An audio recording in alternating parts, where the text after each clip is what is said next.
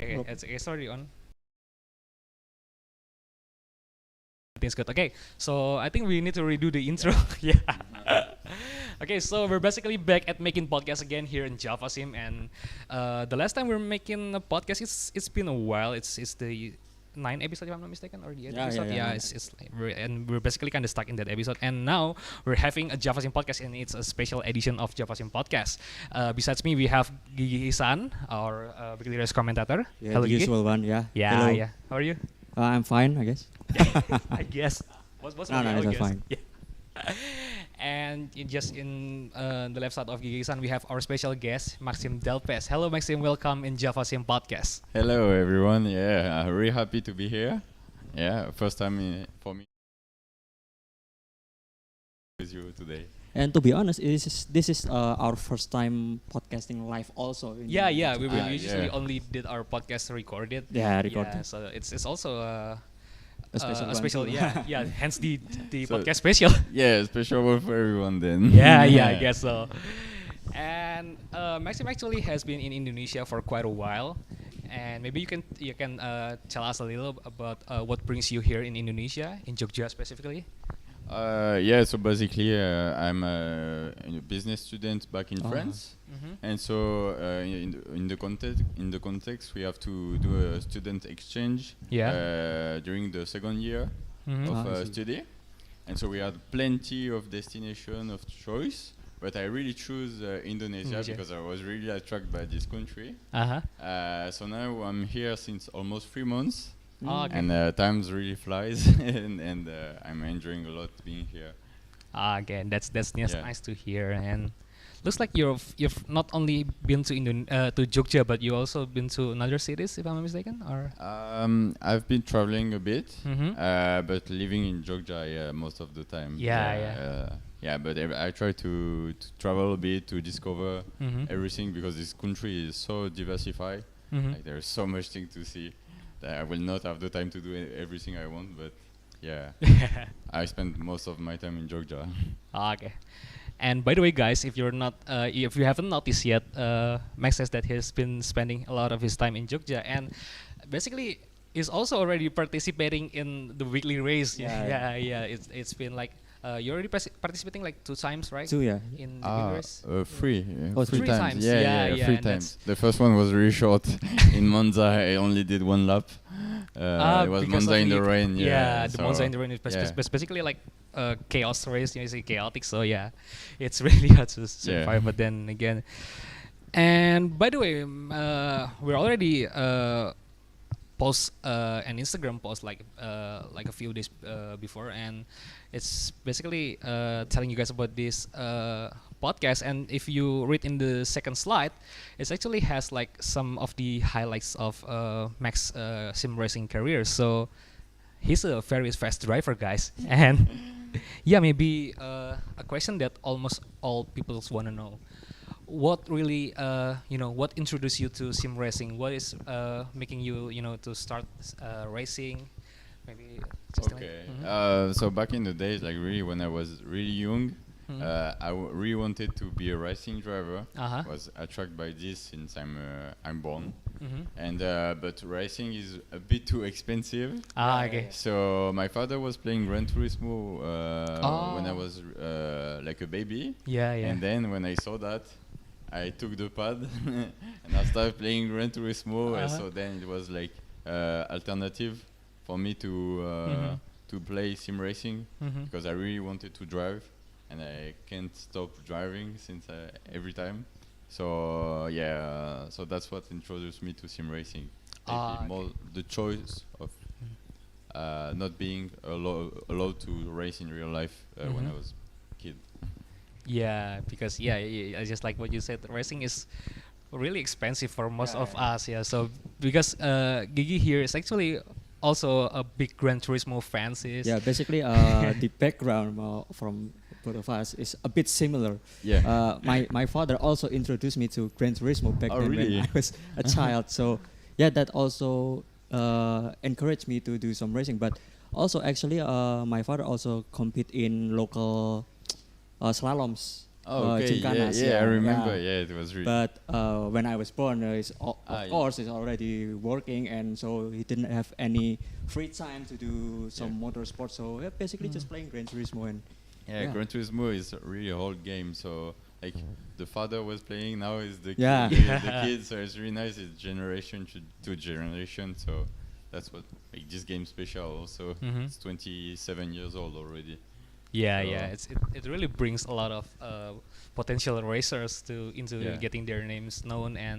But for me, it's actually kind of bit different because I didn't really play Gran Turismo at the time because I didn't really have the access to. But I just stuck at playing Need for Speed, which is very arcadey. But then I ended up exploring like game like Assetto Corsa, etc. And but a lot of basically like the most people that we've talked about, and we asked about how they start their sim racing journey. Basically, they have like they want to be a racer when they're child, and sim racing is really helping them to realize their dreams. Yeah, it's really easy to access. And just in the current years, the sim racing just getting more impressive and more more realistic. So it's getting better and better for the people out there that want to be a racer. Especially due to the COVID era, because everything, every activity on the outside is basically limited. So sim racing and maybe almost all esports, everything went like crazy during the lockdown. It was an amazing time to be a sim racer, and all the drivers couldn't drive. And they need to drive to train and just because they love it also. So everyone who was like not really into sim racing or not really believing it was helpful really went into it, and that make it grow and grow and grow with also all the live from the Formula 1 driver and Twitch. And it was really good time for everyone. And you're basically also one of the person who really you've told me that you started sim racing before, but then you kind of you kind of not racing anymore, but then when the pandemic comes, you back into race. So he's basically one of the people that get back into sim racing because of the pandemic. So basically I actually known sim racing back then when I know a steering wheel exists. It's actually around 2015 or 2016. So I have a Logitech G27 back then. It's one of the best. Yes, one of the best starter for basically or casual or competitive. It's just good enough. So I owned G27 from 2016 until 2018. But back then I can't be bothered. I mean the usual Logitech issues, the potentiometer, spiking. Back then, I just can't be bothered to just disassemble it. So I decided at that 2018, I sold my G27 and then I just quit completely. Oh, completely? Yeah, completely. Okay. But then the pandemic came. I don't have anything to do. So out of nowhere, I just got, maybe I should get another one. Because actually, before I decide to buy another one. There's some rental sim racing, yeah. Gears, Sim racing gears. Oh, okay. There is one here. Okay. Back then, so I did my calculation with my friends. Yeah. So basically, it's a week is around, not a week, a day for the whole setup is around 300,000 rupiah in euros. Oh. So it is how a many? bit costly, 300,000. 300,000. It's like Well, for one day, 24 hours. 20 euros, 20 yeah. is 20 is euro, I guess. Yeah, Yeah. 20. So if I did the math with my friends, it is actually if we run that at least 2 weeks or just once a week, once a month. It's really expensive. It is a bit expensive, yeah. Yeah. So basically, I already have a PC in home. So Yeah. basically, why don't just I spend my money to buy another G27? Yeah, true. Yeah. Yeah, So it's then a I good decided. idea. Yeah. Then I decided to buy it, and then around August, basically from 2016 or 2018, I only do sim racing for just having fun, casual. Yeah. Okay. And I then see. in August, this is the first time I compete in one of local events. It's just a fun race, but it is my first ever experience in competitive. That's nice. And that that hit me very hard, and basically here I am now. Yeah, I'm addicted yeah. with the competitiveness. I think it is a lot of person like really like there's like the online races they really develop in that time, and so that's really nice to bring new people or to bring back people like you. Yeah. So, yeah, it's really good. It was a really good time for the sim racing. Yeah, it really is a good time because we really see a spike in the sim racers numbers, and yeah, basically we also get like more competitions here because of the high number of players that started to play sim racing.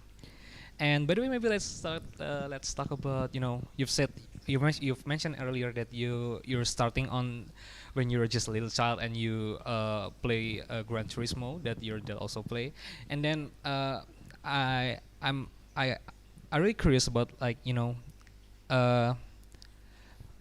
after that that you started to playing Gran Turismo and then you start to enter the competitive sim racing. Yeah. So there must be some kind of transition between playing it for fun and being competitive in sim racing. Can you tell me a bit about it? Yeah, of course. So I think the model of Gran Turismo helped it a lot because when you play online, you have a ranking exactly like in iRacing. I see. You have a driver rating and the safety ranking. So Okay. basically, when you start, you're at 0, and then you grow up until reaching more competitive races. And but I think I was just playing I was just chilling until 2019. And in 2019, I did my first online race. Okay. I was 16 years old, and I really enjoyed it. But I was only a time trial player before. So the races were really different. Like you have to manage to get the fuel at the right level, to have a good tire wear. And so I think that was the moment when I started really online races. Then I think the lockdown helped me a lot, like because there were more races, and also I had really good advice. I met so much people during the lockdown, and this was the time when I really changed my mind about I want to be competitive. I see. So yeah, I think since 2021 I'm in the top split of Gran Turismo. Okay. And so since that day I didn't I'm still in here, and I just want to progress and be a better driver every day. Okay. But there is really a big difference from me now and me 2 years ago. So you really just start your rapid progression at the last 2 years during the lockdown, the pandemics. Yeah. So another the really like the last step I want to say, because I was already quite okay. But the last step, like to really reach the high level of the game was really during this period. You have to walk every day. You have to train a lot to gain like sometimes a few tenths. Yes. And most important to get. So yeah. I see. So So we've already know that the 2 years ago, but 2 years ago, like you start to change your mind to being competitive, and then maybe it's also one of the most common things to to talk about. Because there's still a lot of misconception about sim racing, that you need to have a good steering wheel and etc. So what exactly do you start your sim racing journey? What gear do you use? Oh, before I was playing with Logitech G29. Ah, okay. During a lot of time, I really enjoy Logitech because I really like the sense of they give to us the feedback. And then when I joined my team, Prima Sport, we were sponsored by Trustmaster. Ah, okay. So I started to switch with T300 RS and then TGT and TGT2. Ah, okay. And so it was like higher quality. But I really think like the rig is not that important. What is important is really to be comfortable with your rig.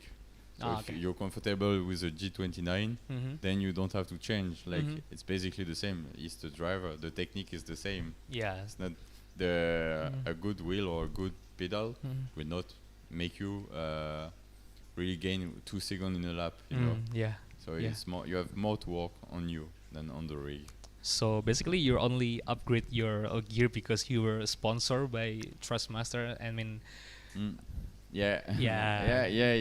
That's true. Like I was really dreaming about this wheel, the TGT, because in Gran Turismo it's really designed for this game. Yeah. But I was really feeling comfortable with the G29, and so because I was sponsored by Trustmaster, it was really the occasion to have this wheel. Yeah. So I couldn't say no. Of course. Of course, because and it's I also was really happy with it. But it's more the feeling, you know.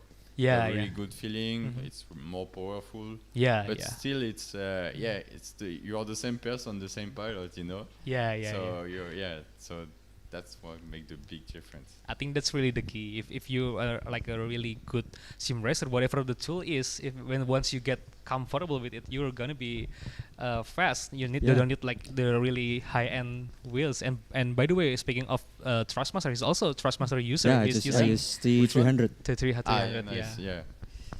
It's the best for me. It's the best wheel in terms of quality and price. It's really like one of the best, and really the fiability also is good. The reliability, and a lot of goodwill on the market. Especially currently at the moment we have quite a lot actually. Yeah, we were actually having quite like compared to the previous years. We only have the known one is only Logitech and Trustmaster, but we know we have SimUcube, we have SimMagic, Fanatec. Fanatec, take a big place. But back to the gear. In our team, as we speak earlier, back of just few days ago, we also have Perdana Semeru. Yeah, which is keyboard. Competing in an RF2 event. Yeah. Still using a gamepad. And is still able to do podium. But they are like, I mean, it shows that what you have, it's not that important. That's it's more the exactly technique, the because key. even if the technique you use it differently, you still have the thing like to do a nice break or to be precise with the wheel. Even if it's different, in the end it's the same. Like the game reacts the same of what you give to him, you know. So there was a nice video of Jarno Opmer, the Formula One eSport world champion. He did a fight with the fastest pad player in the game, and the pad player basically won. Like so, everyone was like, "What? What just happened?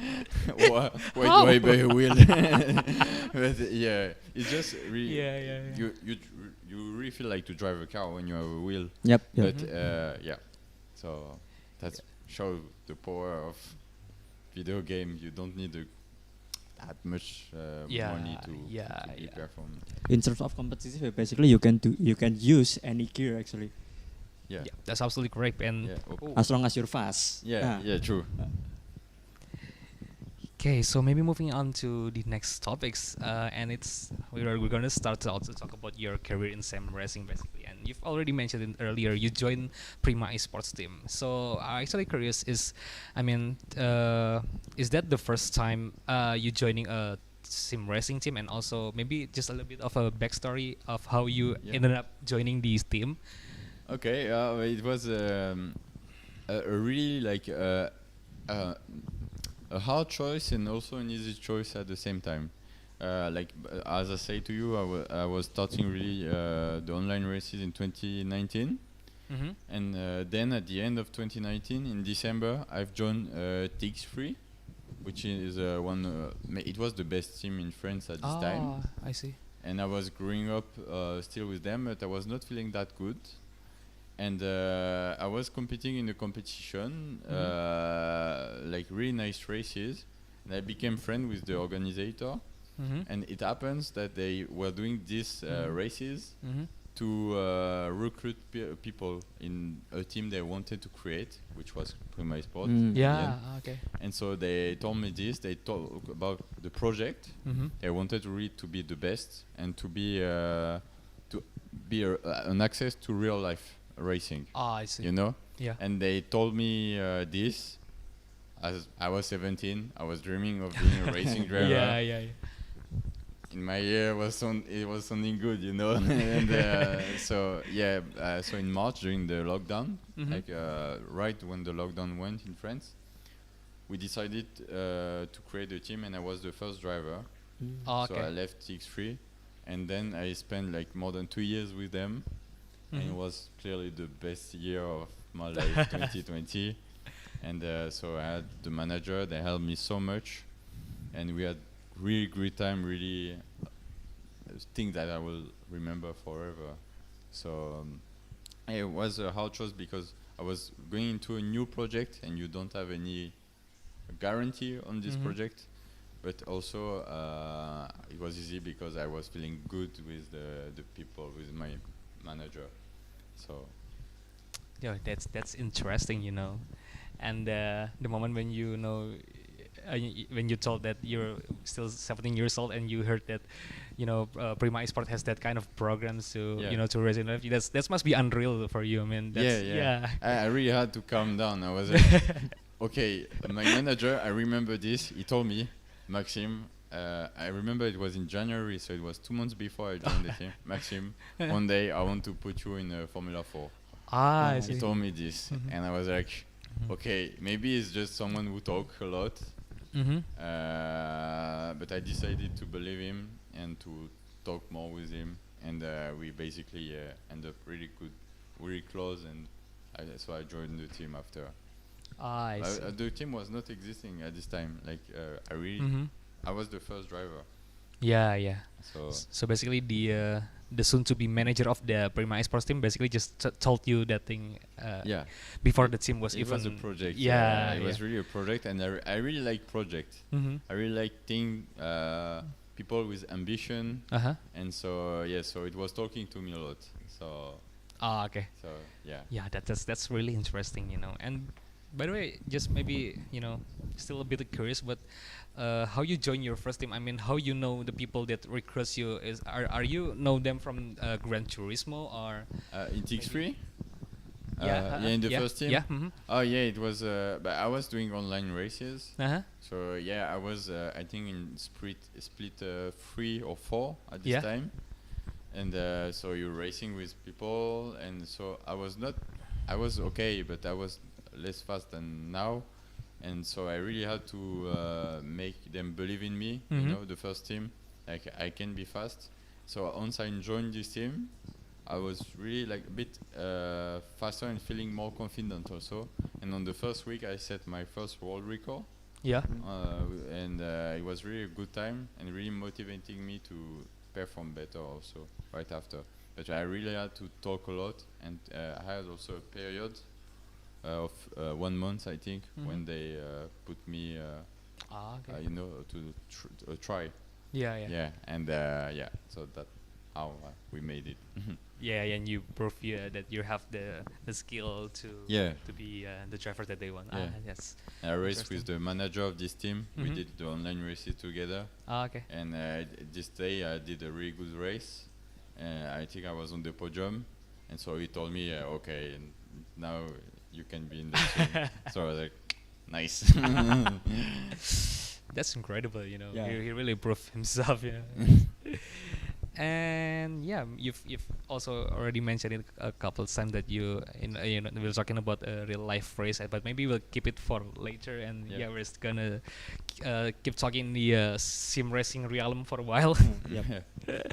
So yeah, actually, from what Max have said, I actually kind of think that Prima Sport and Javasim actually have a lot like similarities, because it's also like founded in the different. Both born in the pandemic. Yeah, but actually started in the pandemic, because Javasim is actually still we can say it's very new, right? Yeah. Because and also the way the people meet is actually very very similar to the Max and his manager, like when Billy meets Sandika in Project Cars 2. Yeah. Basically, just we're looking for interested players to participate in our team. Just back then. Yeah. And back then it was Sandika. He asked Billy and two others. It's from Project Cars 2. Yeah. So basically just some from random platforms. If you know someone and you're interested, First you have to be friends. That's really the key. Yeah. Because if you don't feel good together, the team will not last more than 2 years like you did. Like you are the same people as the beginning, I think. And that shows that you are the right person to be in this team. It's really important. First you have to be human, and then you have to talk about more deep things like the performance and the project. I think it's really in that order. It's really important. Yeah, that's I really agree with you where you're stating that you really need to be friends with. Yeah, that's really necessary to build connection with team spirit. Yeah, the team spirit. It's just really the key to to be a good team. And because there are bad times. There are also really good times. When as a team you have memories and you spend amazing times. Yes. But you also have the bad times, and to last in the life, you really have to build a strong team spirit. So okay, so maybe before we continue to the next segment, maybe I'm just gonna remind all the viewers out there that you can write your question if you have something to ask for Max or maybe for Gigi. You can write it down in the live chat, and in the end of the podcast we're gonna answer some question, right? Yeah. And maybe we're gonna continue to the back to the topic. So basically you've already in competitive sim racing for at least 2 years, okay, and you already had a lot of big moments, but maybe what is your favorite moment or achievement in sim racing?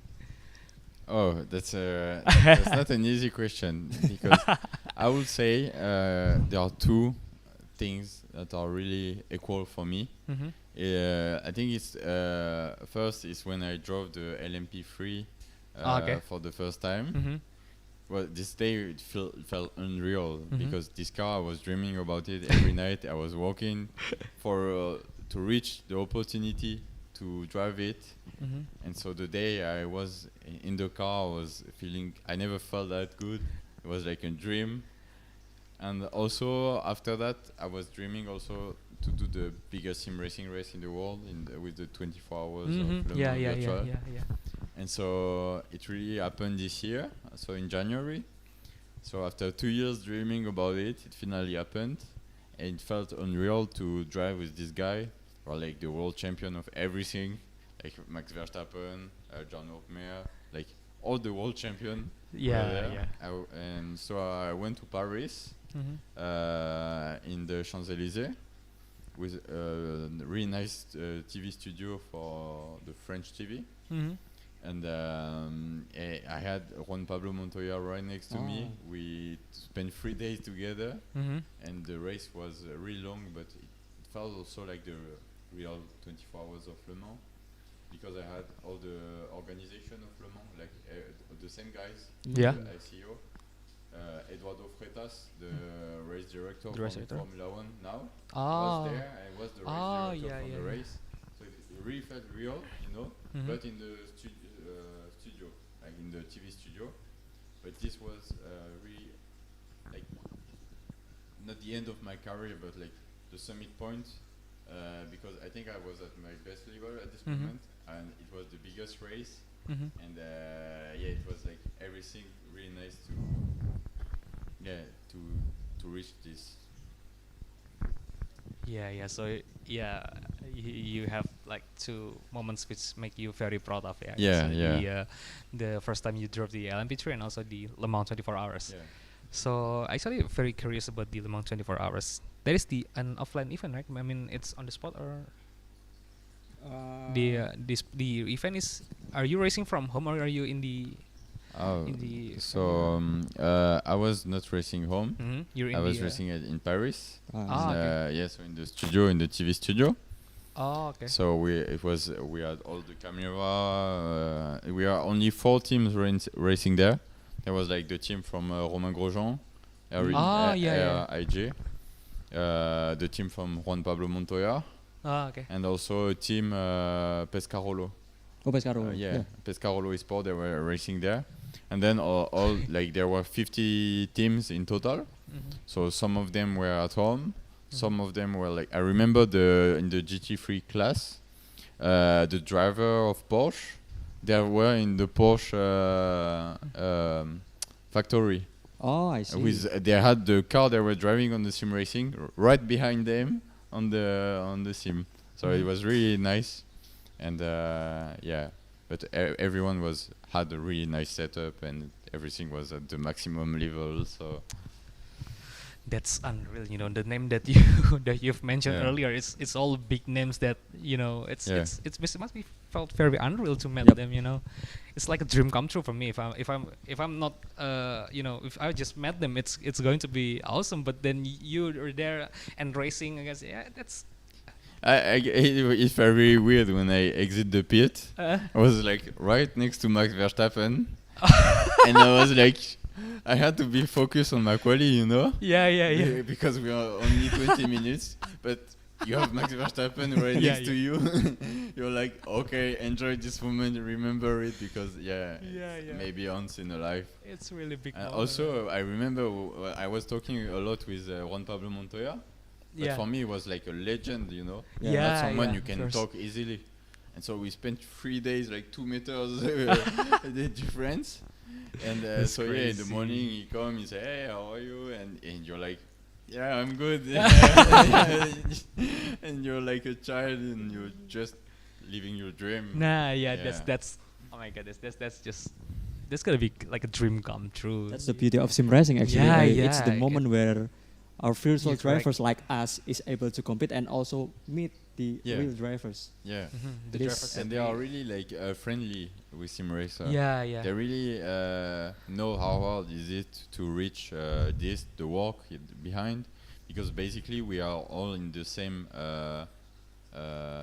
like not like in real life where you have different car and stuff like this. You are really equal in sim racing. There is no like inequality. And that's what makes it harder to reach the top. So they really know it. And when they race with us, also the real driver, they struggle a bit because it's a bit different, but also we are really well trained. And so, that's what makes it nicer. You can also give advice to them. Not only they can give advice on the career, but on the sim racing, we can also give them something. And that's what makes it really nice. We really have something to exchange. That's really powerful. It is a nice feedback. That's definitely the virtual and the real drivers. That's I just imagine if I'm in your position, I think I couldn't drive the car anymore. It's like I'm just too happy and just getting too nervous to to race like against them. I can really think if I'm in that position. Sometimes it's a bit weird. But also. You can't really think it's these guys, They are. You see the car, you just see the car, You don't really see the guy in front of you. But you really feel like you don't have to do a mistake, and that's a bit of pressure. But you really have to be concentrated in this race because it was a really hard one, also. the hardest of my life for sure. Like no hesitation. Like my nerves were so bad at the end, so hard. And by the way, how many hours total that you drive in that? So I did the quali in the Friday. So it was 20 minutes. 20 minutes quali. The quali was a bit chaotic because I had like a bug on the grip. I was like 2 or 3 seconds slower. But all the cars in the room were 2 or 3 seconds slower. So we were all the last cars in the quali. And then during the race, I did like 6 hours and a half. 6 hours and a half. A stint between 2 a.m. and 4:30 a.m. So it was really long in the night, and I was really tired. Yeah, that's going to be. In total 6.5 hours, was a bit less than 7. Yeah, that's definitely going to be exhausting, but also at the same time, it's also going to be very fun because of the things that you mentioned earlier. That you met a lot of. That's like the dream for us, you know. Definitely the dream for almost all of us, our virtual racers. And actually, it's dream for all virtual racer in the location like Indonesia, where we doesn't have like that big of a motorsport culture in France, because France have like a very famous circuit. They have Le Mans, they have Paul Ricard, and then they have like a lot of racers, real life racers that compete in the highest competition from France. But here in Indonesia, we don't have like that, much of racers that is very famous. We only have 2, if I'm not mistaken. We have Andrew Haryanto and Saint Gilal. He's in LMP2. LMP2. And we also have the F1 driver in Rio Haryanto.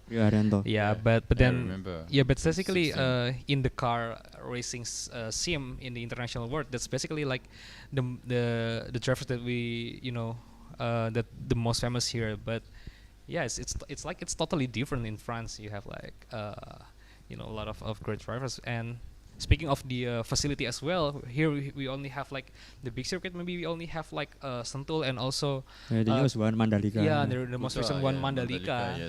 And also the Jakarta E-Prix circuit. True. But it's just like in the recent years, it's just it's getting built. But then in maybe back like 5 or 10 years from now, we doesn't even have the 2 circuits like the Mandalika and the Jakarta E-Prix. So it's already nice. I mean, you are hosting 2 really big races. I think your president really like motorsport. I saw that. He really would like MotoGP.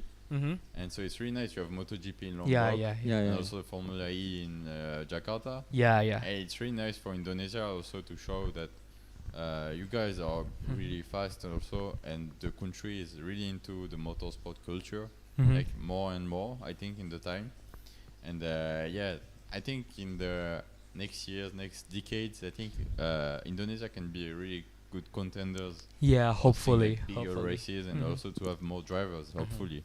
Because I think the struggle of Indonesian drivers in the past years is because we doesn't have like that much of a facility to, and you know what, they ended up try to make an illegal race in the street, and that's basically I think if you ask about what is the most popular race in Indonesia, I gotta say the illegal street race, because in my house, I mean Jalan Bantul is also a very very big road here in Yogyakarta.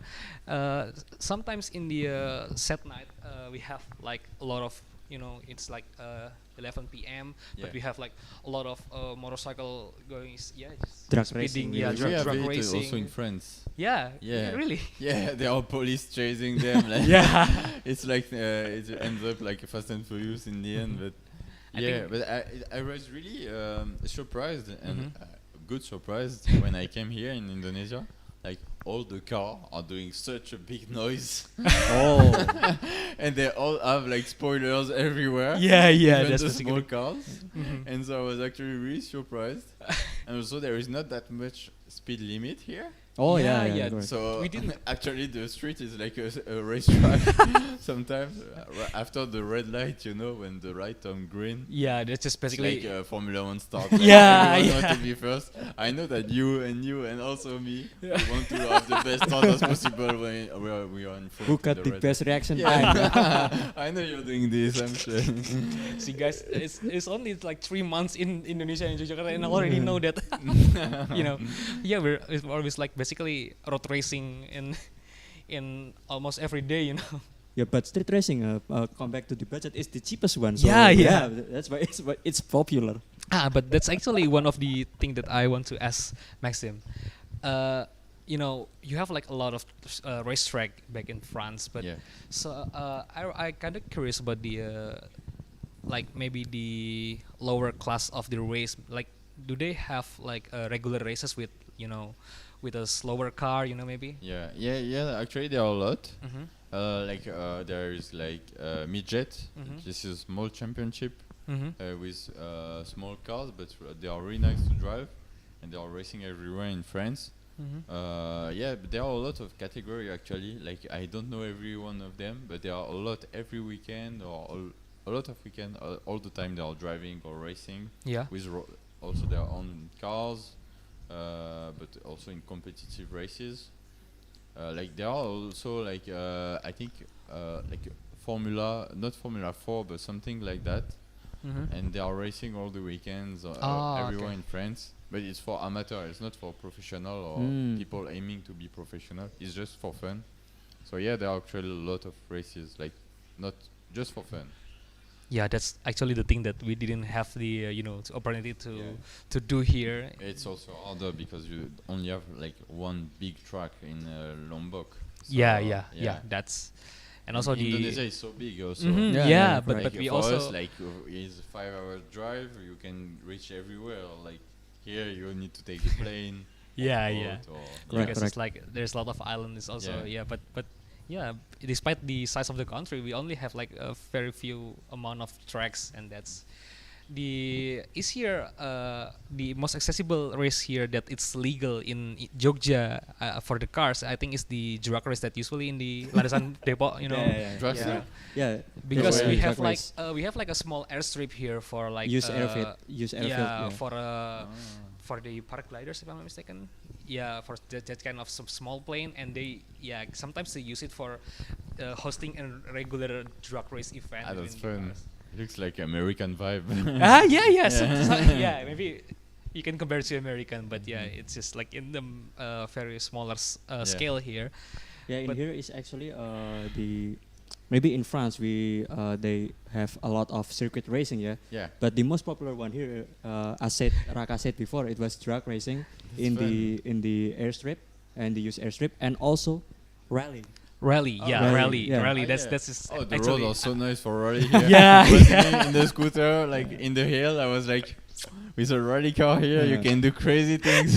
that's something that I And also sometimes like the bus driver in the night, they are doing rally. rally, yeah, absolutely. That's just really true, Yeah.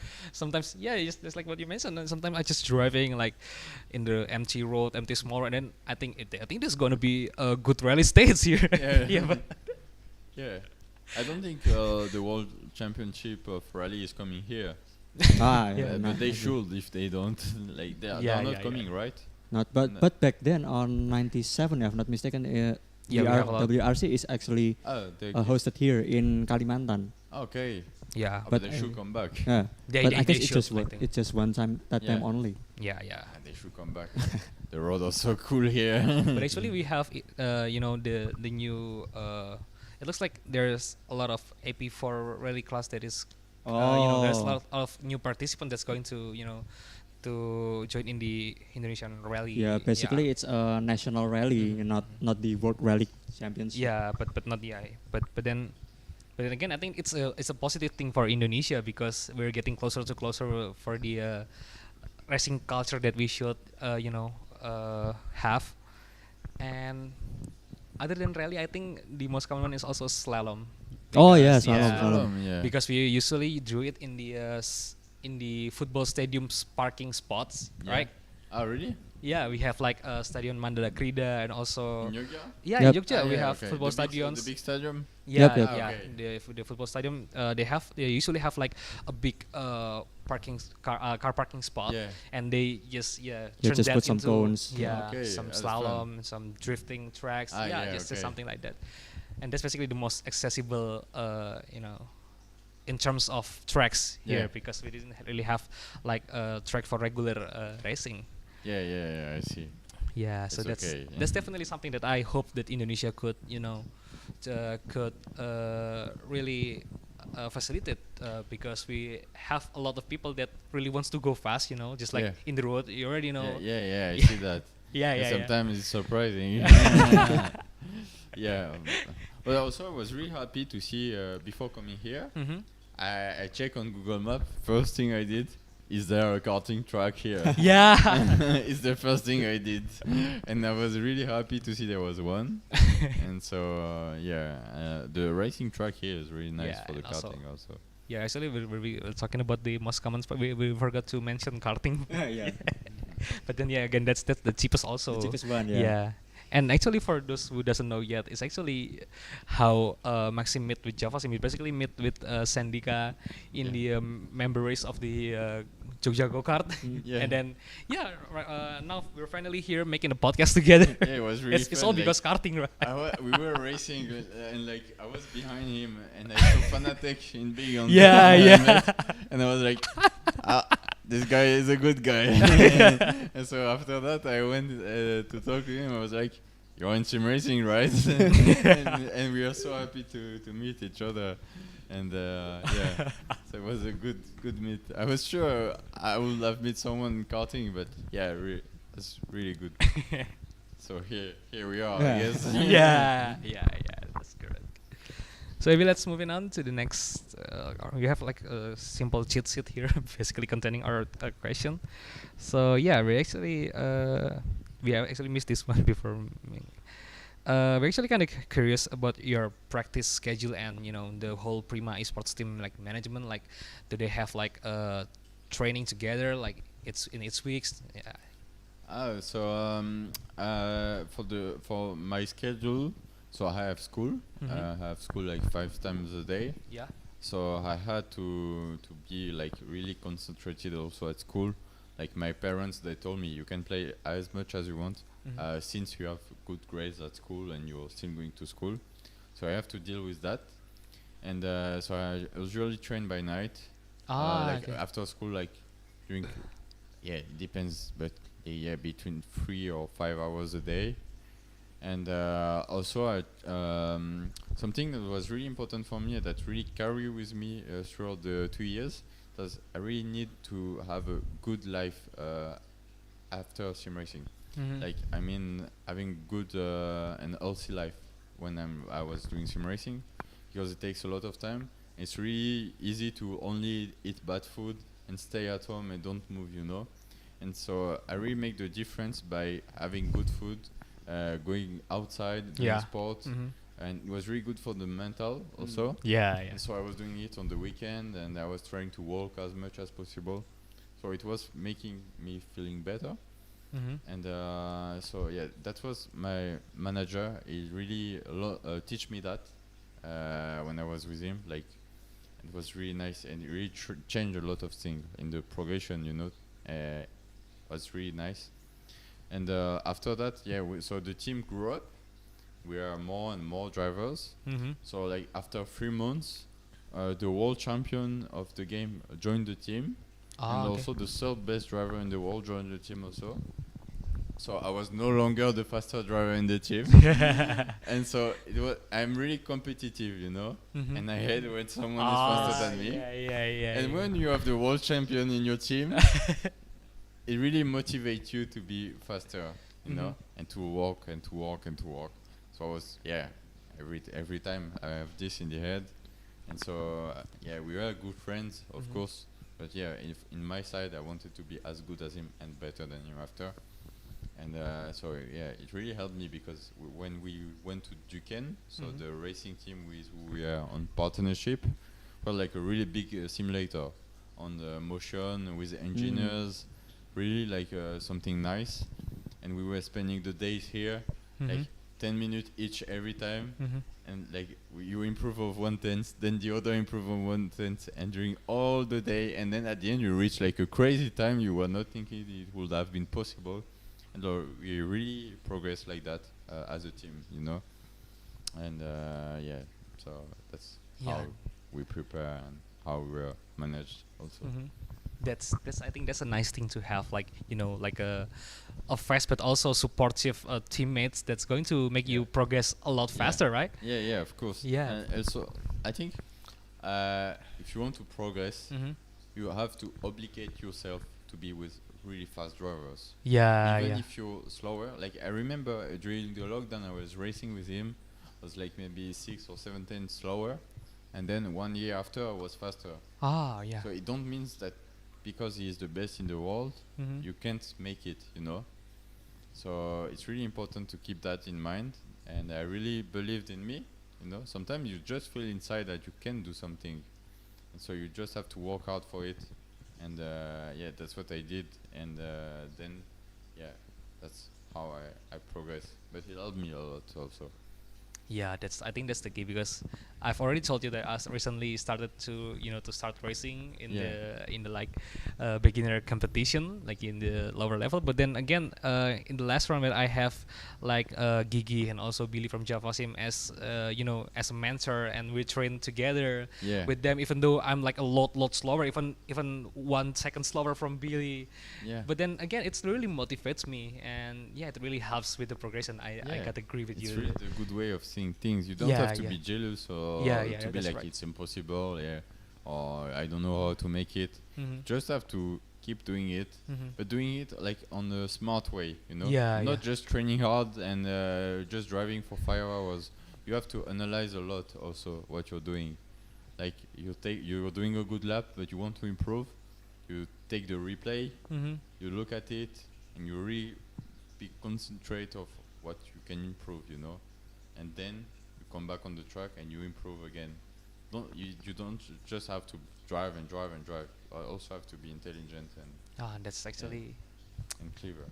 That's why telemetry is important. And that's the most really important. Like you can of course reach a really high level by driving, but it takes a lot of time. It's really hard and really bad for the mental. So it's better to like do brake. Do it on the really intelligent way. Even if you're driving less, you will learn faster. So it's really important. That's something that is also being a huge misconception, right? Maybe we're just gonna think, just gonna drive laps, more laps, and then I'm going to be faster. No, it's just like what Maxime said, guys. It's actually sometimes you need to change your way of practicing, right?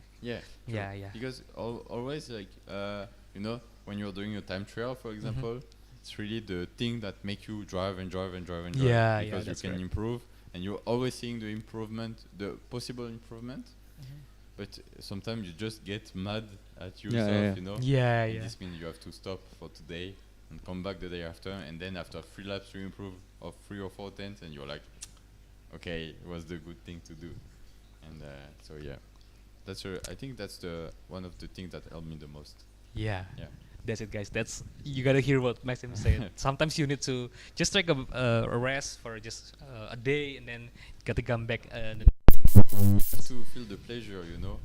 If you're mad, if you're not good, don't play. It's not worth it. You just have to feel good when you play. I think that's going to be a very good quotes in, and maybe we can post it in Javasim as a highlight from this podcast. I actually experienced that too. Back then when I was trying to qualify in one of the biggest sim racing event here, Scott Balap di Rumah. So basically on the round 2, because I didn't qualify for the novice class, basically I'm on the wildcard entry. So I have to qualify in each round. So basically on the round 2, it was in Laguna Seca. It was around 1 p.m. or 12 p.m. And the qualifier entry closed at 3 p.m. I was just pushing hard and hard. But then I remember once my friend said, if you can't improve, then just take a rest. Then I just do some sleep, just an hour. I woke up at around 2:30, just 30 minutes before it ends. And you are feeling You get much slept. better. Yeah, yeah, like the mindset and the way you feel is one of the most important things when you want to improve. Yeah, because it's not only talent, it's also mental. And yeah, to reach your limit, you always have to feel good in yourself. Yeah. So that's really important. And by the way, it's not only you that relate to what Maxime just said, because Kresna Putra in our live chat just said that he's can agree more with that. So he's also, I think, also a lot of drivers that already tried that way of practicing. I mean, stop when you get stuck and etc. It's just making them feel better and practice better. Yeah. So yeah, I Just think go that's outside, spend some time with the family, or read a book. I don't know. But Yeah. And then you will improve way more the day after. So it's just a question of time. But you have to always feel good. If you don't, you will not progress anymore. Okay, that's nice. That's how you get stuck after. Oh, and also Sandika mentioning that it's when you're first time joining the Yogyakarta Go Kart race and you become the winner. Yeah. It's also a great thing, and maybe it also relates to our next part of the podcast. Okay. We're gonna talk about how, because you're also racing in real life, so how close it is between the simulator and also the real racing, because a lot of driver has like different opinion about that, so maybe we're gonna hear about yours. Okay, I can say it now? Yeah. Okay. So it was really things, a lot of people were only thinking, again 2 years ago, that sim racing was only a video game. That sim racer couldn't compete in real life and were not fast at all. Like, it's true for a part of them. Some of the sim racers are only video games player. You put them in a real car, they will be slow and they will be scared of speed, Yeah. and of the risk. I know some of them. Like one day, I went with a guy who was one of the best. He was the best French at this time, and he was 7 seconds slower in karting. Oh, really? So this yeah. guy was a video game player basically. But some of us like really feel like racing driver, but in the heart, Yeah. And so I really train a lot with Duquesne on the motion simulator. Ah, as okay. engineer, and on the track I will test the car on. And so 30 minutes after driving this, I went into the real car after months of training before. It was not like this. It was really a long training before. And I went into the car just after, and I was feeling so comfortable. Was really feeling the same. The only thing was changing. It was the car was worth 300,000 euros. Oh yeah. If you put it into the wall, yeah. it's not sim racing anymore. You feel the risk. Yeah. You're like, I will pay for it the rest of my life. So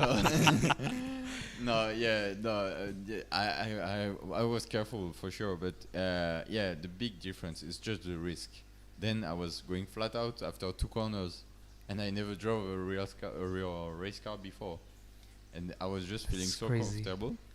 And I was in the bigger straight. It was a short one actually, but the bigger straight of the track. I was at 240 kilometers per hour, and then you have a really, really big brake, and the turn is at like 40 kilometers per hour or 50, something like that. Yeah. And on the simulator, I had like really like the grass at one point was my braking point, and I tried to brake at the same moment in real life, and I was like, I will never make it. I would just go like straight away and in the wall, and I did it, and like it was exactly the same. Exactly. I took the turn. It was like maybe one of the latest braking point. I made it. So it really means that you can really use sim racing to prepare yourself to a real race car, and just manage the risk. So you're saying that it's actually really similar. I mean, the fundamentals from you're going from the simulator to the real car. Yeah. It's just the risk. Yeah. Also, I remember one thing that disturbed me a bit. It was like you have, of course, the G forces. Yeah. And I remember my feet were like going left or going right, and you still have to be really precise on the pedals. Yeah, you know? yeah. And that was not easy. And I think in Formula One we don't mention it at all. It's something really, really hard to make, like to really be precise while moving a lot. Yeah, because their G forces are insane. Mm-hmm. So yeah, that's really also something. The G forces. The G-force is a big, a big effect also. Yeah, Yeah. but I mean the fundamental is actually really similar, right? Yeah. Between that's interesting. So yeah, that's really give us some motivation, to turn a bit harder, and maybe we can also race in the real car, maybe. Hopefully, yeah. Yeah, if you had the money. Yeah. If you train, like I'm sure you can put like a lot of people who are racing on ACC. Mm-hmm. You put them in the same car right after on the same track. They will not be lost at all. Like Yeah. the same. It's the same, yeah. Hey, Just. I don't. There's nothing more to add. It's the same track, the same car. It's not easy to drive. Yeah, you're a driver. If you can manage to be fast there, why not in real life? Wow, that's really inspiring, Yep. Give me some big motivations right there. Hey, it's good things. Mm-hmm. Like, you really have to be motivated by this because you can really improve your skill in sim racing.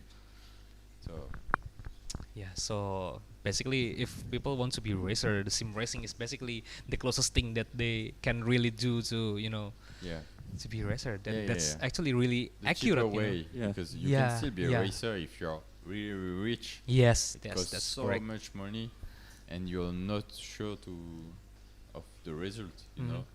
Also, there is a lot of corruption and stuff like that in real life racing.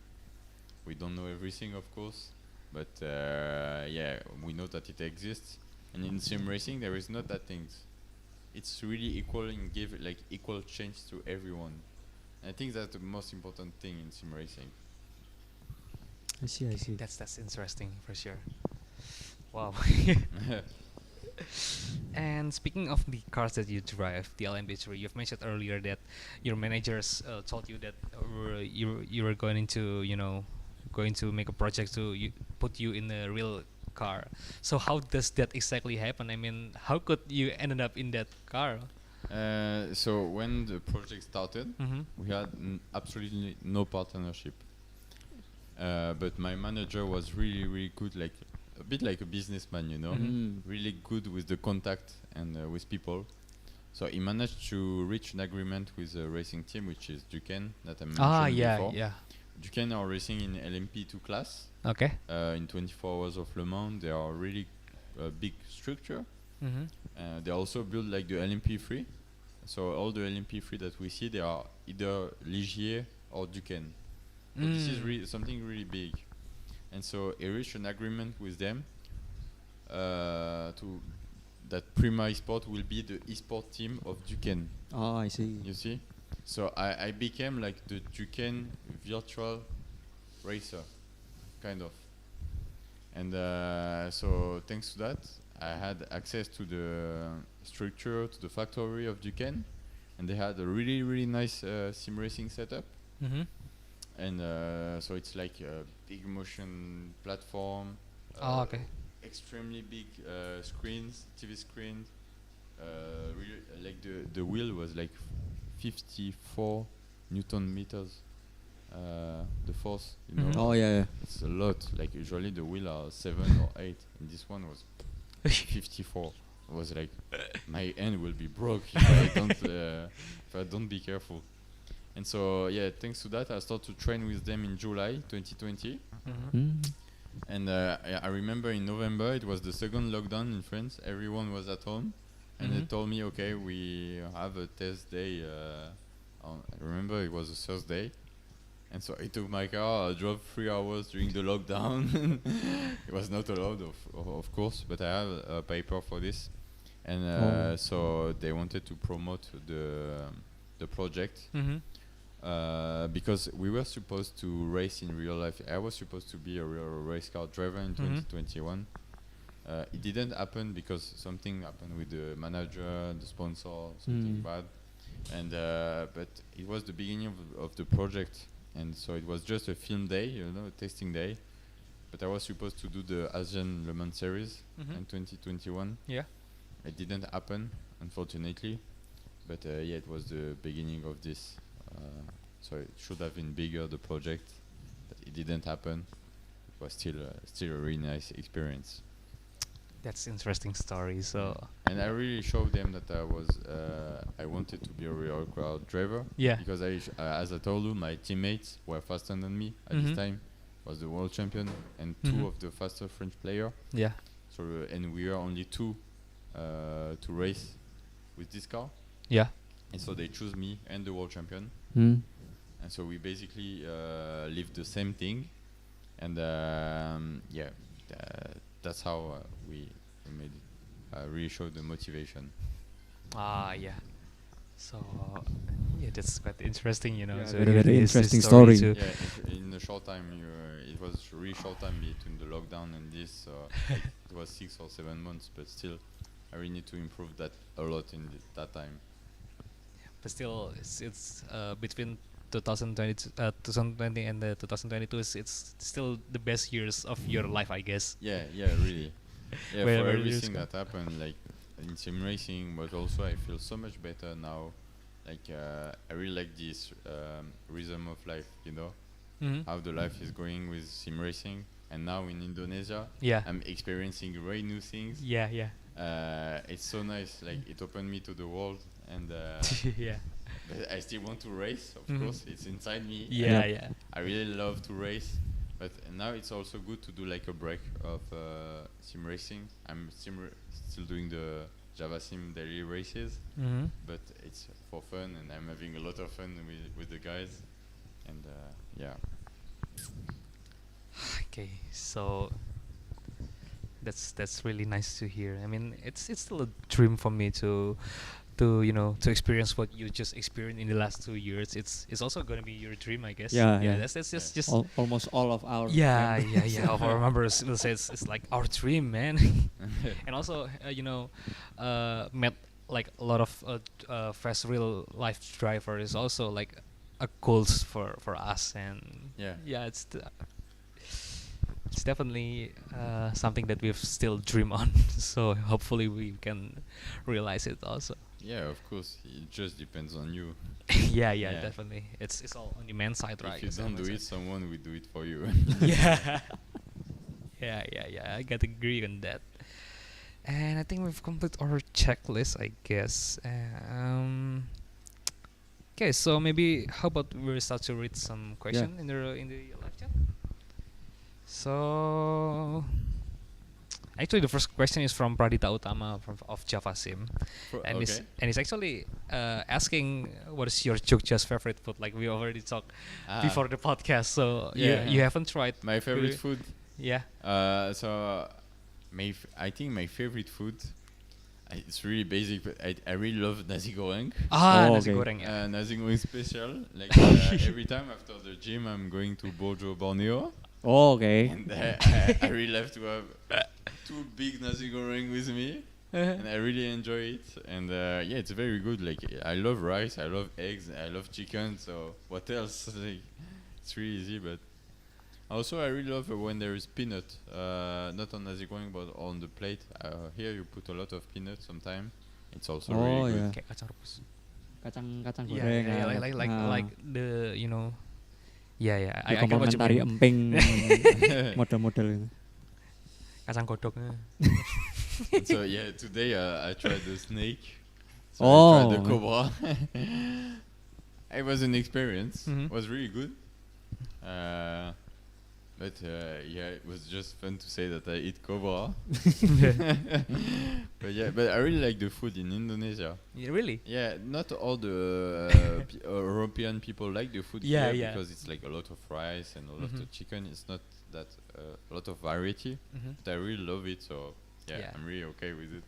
Yeah, it's actually kind of unique because sometimes they doesn't like because the flavor here is actually really different. Like they use like a lot of spices here in Indonesia, and sometimes people hate. And by the way, have you tried durian? Maybe durian? Durian, you know durian fruit? Maybe I tried, but I don't remember the name. Yeah, because maybe. that is one of the things that many people from outside of Asia actually really hates, right? Because of the smell. So maybe it's the fruit, no? The fruit that have like spikes. Yeah. I know I didn't try, but I will try. Yeah, you definitely need to try it. Yeah. I think at one time it was forbidden in Europe. I've heard it too. Oh, because it's the smell. It was forbidden to have it in France, I think. Even Indonesian there's also like a lot of people that also doesn't really like the smells of durian. So we're basically only split into two groups here. The one that really hates durian and the one that really likes durian. So there's I think it's not really good when you eat it. Yeah, a lot of people actually said that they had the smell, but when they eat it, it's actually tastes good. You just have to go over the smell. And how about you, by the way? I quite like that. You like? I quite like durian. You okay with the smell also? Yeah, that's just the group that likes durian. you should try the durian soon also. I will. And also gudeg also you need to try. Gudeg is in my checklist. Like the signature food of Yogyakarta. I've ate a lot of Indonesian food. I don't remember all the names. Yeah. But I know that I didn't try gudeg. It's the most famous dish here. Yeah. So I will try it for sure. Yeah, that's definitely like the traditional dishes from Yogyakarta, which is if you like sweet foods, that's going to be like that. Yeah, gotta try it.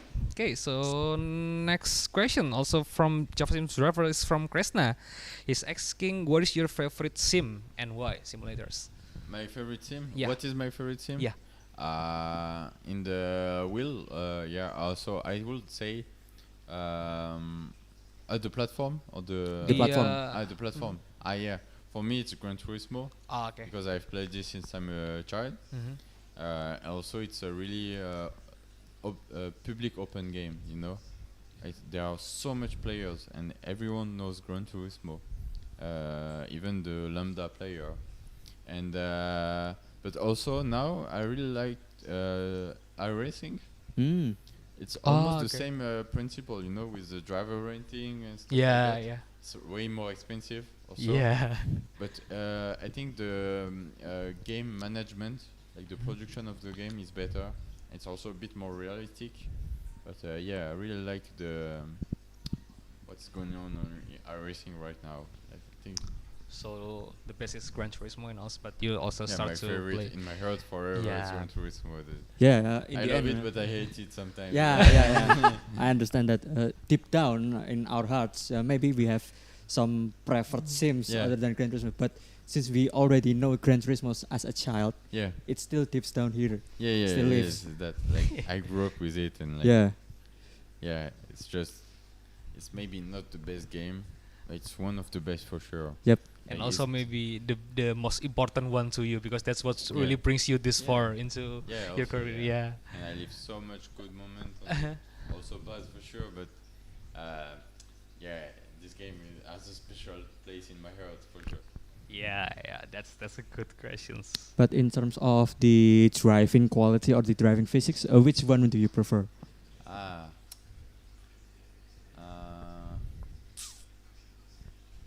I don't know. All different. I all like them. I would say the more realistic is still like a factor. Okay. But the most enjoyable for me is Gran Turismo and iRacing. Yeah. Even if Gran Turismo sometimes it's a bit weird on the curb or stuff like this, it's really nice to drive it. A really nice car, like some Red Bull concept car. Oh yeah. Really nice to drive. And also you can drive the road car, you know. You have your car at home and you can drive it on the game. It's really fun. So you can compare also with your own car and it's really fun. Yeah, that is the one of the not advantage, one of the plus side of the Gran Turismo. Yeah. I even actually tried GT4 with a PS2 emulator. So I tried it using C300. Actually, the force feedback is quite nice. Oh, really? Yeah. Oh, but the game is so old. Yeah, it's 2004, so it's already 17. Yeah. Wow. 17 years old. But I still enjoy it with a wheel. But they are really they were really early in sim racing. Yeah. They were the first, basically. So, but I think on the first PlayStation, it was the most famous game in the world. Like it's like FIFA now. Before it was Gran Turismo. And that's they're like they were doing quite a good job. Now I really think they have to reinvent themselves and like to do updates on the way they are improving the games, because it's not really open to esport. Still, there is an esport part, a big esport part, but there is no cash prize, and there is not a real way to live off Gran Turismo, you know. Oh yeah, as a professional. Yeah. So I really think they can work on it. Yeah. Because there are so much players, and they are also really rich, the production, like Polyphony Digital, and so I think they have a big potential in the end, but they don't really use it right now. Yeah, and how about you, Gigi? What is your favorite sim? Waduh. You have a lot of sim to play, so Don't say Need for Speed. I mean, for me personally, I still a bit prefer Assetto Corsa. Yeah. Because of the modability. Or not? The old one, the yeah. regular one. Because the ability of the mods, the road cars and everything, it's almost you can't have any stupidest combo or the greatest combo. That's true. Yeah, that's true. So for the Sims, I actually prefer Assetto Corsa, but for the driving experience, I actually like R Factor 2 more. Yeah, but the Alpha 2 is good, but the problem is that you can't play online really. Yeah. You can, of course, but it's hard to play online. So the physics is good, but the game system itself is Yes. not It's that really good. old. Yeah, because it's really old. 9 years old now. So Yeah. basically, I'm using R Factor 2 is only for just some competitive, Yeah. for just competition. I can't use it for just having fun. I Yeah. can't have it because, the UI is just it's not broken, but it's not. It's a bit. It's not interesting. It's not interesting. And also not as easy to use, It's a right? good game to work on yourself, like with the data and stuff like this on Motec, and it's a good game to improve really because it don't allow to do any mistakes of driving. Yeah. So, and to be fast is quite hard also. Yeah. Hopefully there's going to be new Air Factors series to come. I mean, like maybe the Air Factor 3 maybe it's like the right time to to release, because like we said earlier, the driving physics is actually really good, but the system of the game itself is just not the best. To improve it, but because now it's with motorsport games. Yeah. It's a new director, and they are doing quite a good job, and I think next year there will be like a new game from them, IndyCar game. So it will be really nice, I think.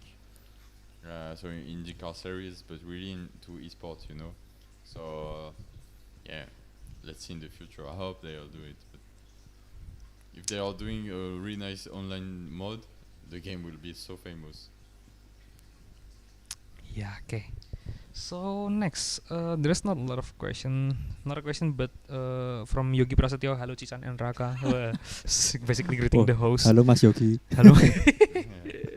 And then the last question so far is from Colin Louis. What is the first sim racing wheel you own? It's a G29, right? The first sim racing wheel? In my life? Yeah, in my life. So the first one was 13 years ago. Oh, so that's going to be very old. The very first one was a Trustmaster. It was a Ferrari.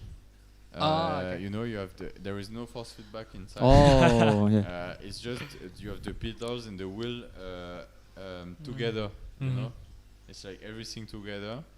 And I was playing with this, and I remember I broke it after 3 months. So I had another one. I broke it after 3 months. So I had another one. I was breaking them every time. And I think after that I had the G27. G27. Okay. Yeah, during a long time.